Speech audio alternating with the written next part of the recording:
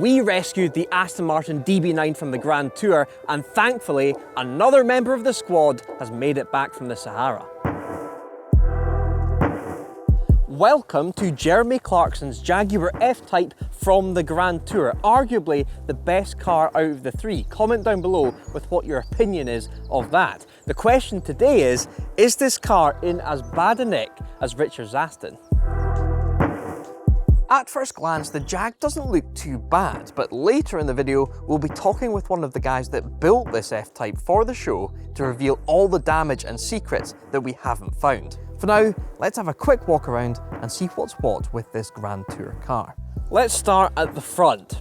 This car still has its big sump guard. Richards didn't have that to give it more air for cooling, but the F-Type was, let's say it was a bit more reliable than the Aston. The front bumper itself, you can tell this car's got a body kit on it and there's been lots of cutting. This front bumper has been shaved, and then the bonnet, it's been hacked into, but it's actually not a bad job at all considering how much has gone on. These lights, these vents here, the big intake bulge here, it's all started to crack and kind of expose where all the cutting's been done. You'd probably want to fully respray the front of this car. If you're a Jaguar purist, you're going to look at this and think, how many holes have been drilled in this F-Type? All of these arches here, all four corners. There's even more holes at the back, but we'll get to them in a sec. Have the front arches been cut? Yes, they have. And that is quite a crude job in there. That is sharp.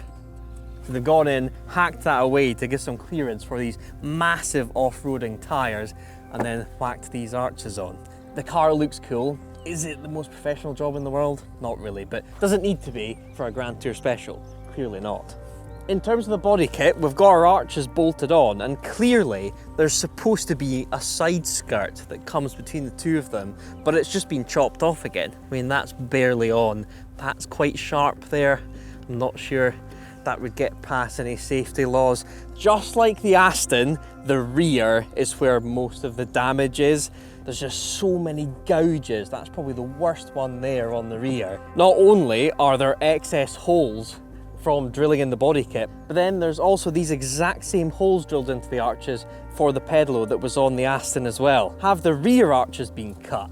No, they look intact, but they're just a bit scruffy. You can see where these tyres have rubbed away at the rear arches, but I don't think an angle grinder's been in there.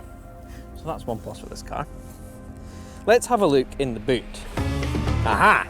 So, one of the big differences between this and Richard's Aston is that this has obviously been cleaned. Here though, you can see the remnants of the Sahara. There's a decent amount of Mauritania in this boot. I imagine we're going to find sand elsewhere in this vehicle. That is, I mean, it's not for me, but this badge here, the Jag badge, I kind of dig it. It almost looks OEM. Something that is truly unique to the Jag is this, well, it's an extra rear subframe down here. This will have been used to winch the Jag down that incredibly steep cliff. Right, next thing, I want to look under the bonnet. Of course, Jeremy has very good taste in cars. He's literally the best in the business at judging a car for its merits. But I would like to give him extra plaudits for going for the V6S. It could have been so easy to default to one of the V8 cars, but real F-Type aficionados know that the sweet spot of the F-Type range is the V6 supercharged car. It's not all good though, because this V6 is actually a V8 block. Let me explain. There are only 6 cylinders firing. That's where the head goes to. But if you look down the back, you can see that underneath the head is a V8 block. There are 2 cylinders, one either side, that are blanked off, and if you look down, they're actually just gathering water. There's an indent for the back 2 cylinders. Now, Jaguar did that so they could cut costs and just make one engine mold and then just blank off to make it a V6. But how unoptimized is that? You're lumping around another 2 cylinders worth of engine block. You know how I said the bonnet from the outside actually looked okay despite some cracks? Underneath, it looks atrocious. It's much worse than the Aston. The amount of naked wood screws that are just poking through. And the sealant that's around these vents with some Mauritanian staining going on. Yeah, you probably wouldn't want to turn up to a car show in this and leave the bonnet up too often. I don't know what is going on here. It's almost like they've wanted to really maximise that vent, and I've just kept drilling through the actual bonnet of the Jag to get as much air in. And then this naked fiberglass there for the sort of power bulge. Yuck.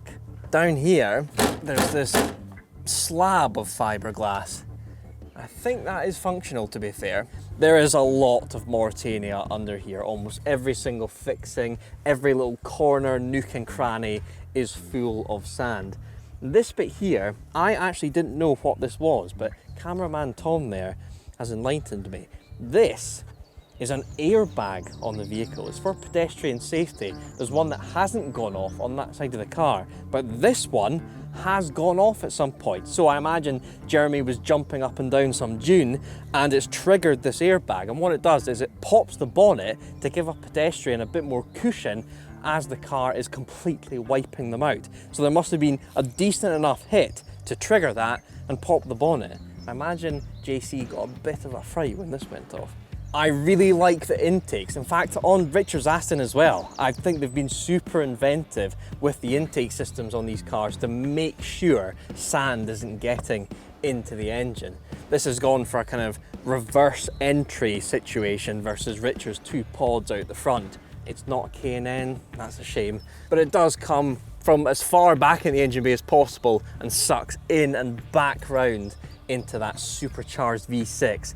I'm gonna say it, the supercharged V6 sounds better than the V8, do not at me. And on that note, will it start? I think so. Not only do the Grand Tour cars get hammered on these trips, but the trio and the crew also get battered a lot down to not getting much sleep and in some pretty severe environments. To help the DRIVETRIBE team get some rest after a long content trip, today's video sponsor Emma has dealt us in with their original premium pillow bundle. This bad boy here.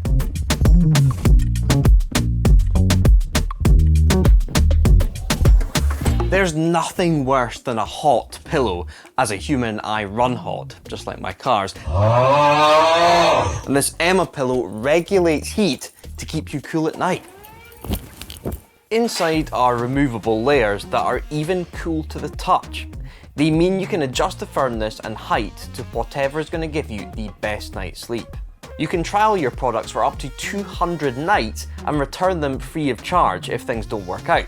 Also, Emma products come with an up to 10-year warranty. This bald head of mine radiates heat, and this pillow is genuinely cool to lie on. It's lovely. It's almost like it's refrigerated. I can just chill here and look at my terrarium, Shrek and Donkey, me and Gordo Muzz with the T33. Better night's sleep. Lovely. Emma is running a big bank holiday sale with up to 30% off their mattresses, duvets, toppers and pillows. So use the link in the description below and the discount code DRIVETRIBE to get an additional 5% off your purchase. Thanks to Emma Sleep for sponsoring today's video. Time for a nap to dream about that Jag. We want to be able to hear this F-Type properly, so first question, does the roof work? No. Low battery, please switch engine on. Okay. Still sounds awesome. Will the roof go back now?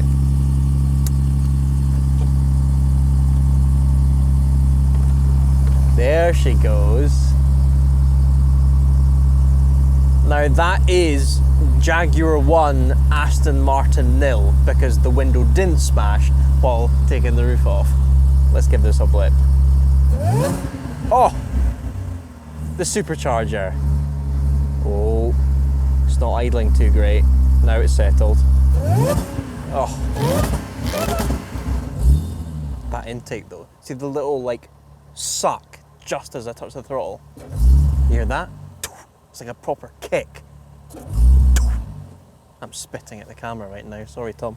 I want to say it's 2-0 to the Jag because the temperature gauge isn't flying up like it was in the DB9. It smells quite a lot of fuel. I think there might be a fuel leak, which means I don't want to get this car too hot. So let's switch it off for now. Oh, that intake though. Nicely done, Grand Tour engineers. Inside, yet again, there's no escaping the desert, but it's actually quite clean for a Jeremy Clarkson post-Grand Tour vehicle. When I was sat in the RS4 for a shoot we did way back in the day, I found a used packet of nicotine chewing gum. The man chews the gum and then puts it back in each capsule of the packet, and it had been left for the production crew. Lovely. It seems the crew clearly went on strike after that, so he's not done it again. Apart from the dust, it's okay. There's nothing really hanging about. There's a panel missing behind this seat.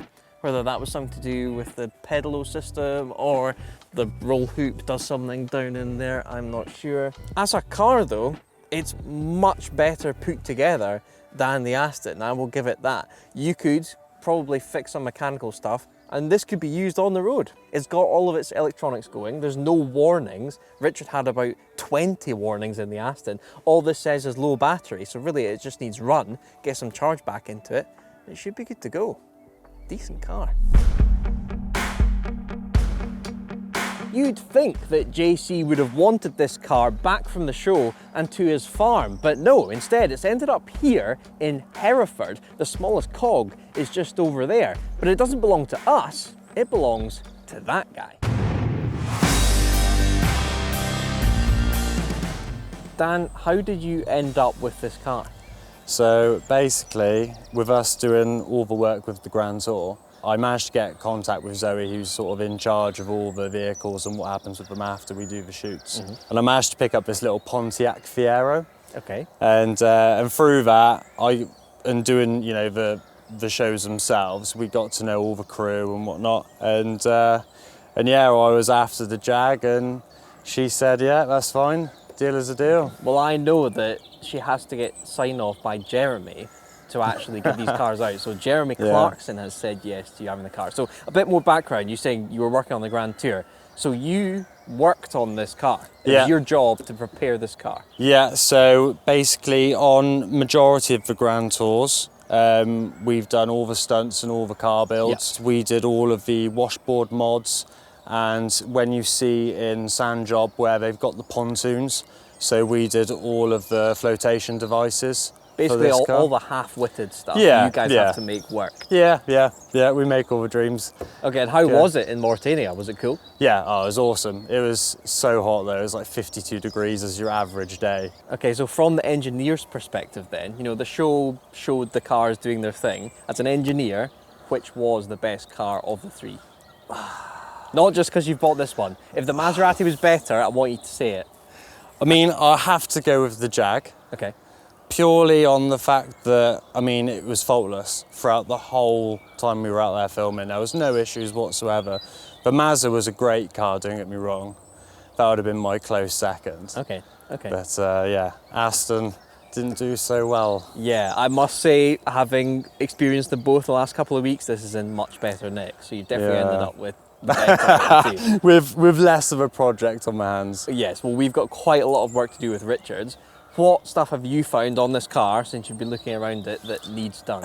So when we was down at the beach, obviously we're in the middle of nowhere, there's no civilization around at all. Yeah. And when we were putting the outboard paddles around the wheels, the tyres were a bit chunkier on this car than we'd thought. So they were sort of clashing on the back of the rear sill. Ah, okay. So me and Matty had to make a tearful moment of cutting the rear sill with a jigsaw. We've had a look at some bits. There's definitely some hacking going on back there. Yeah. So I was sort of a bit gutted about doing that to this car, and I thought, well, it's not really going to be my problem, but no, it definitely is. Yeah, it's come round and got me. Yeah. Okay, and when we started it up, there's a strong smell of fuel. Yeah. Is there potentially some leakage definitely, going on? definitely. Okay, good. I'm glad we didn't heat it up too much. So you need to find a fuel leak somewhere then. Yeah, fuel leak and a coolant leak.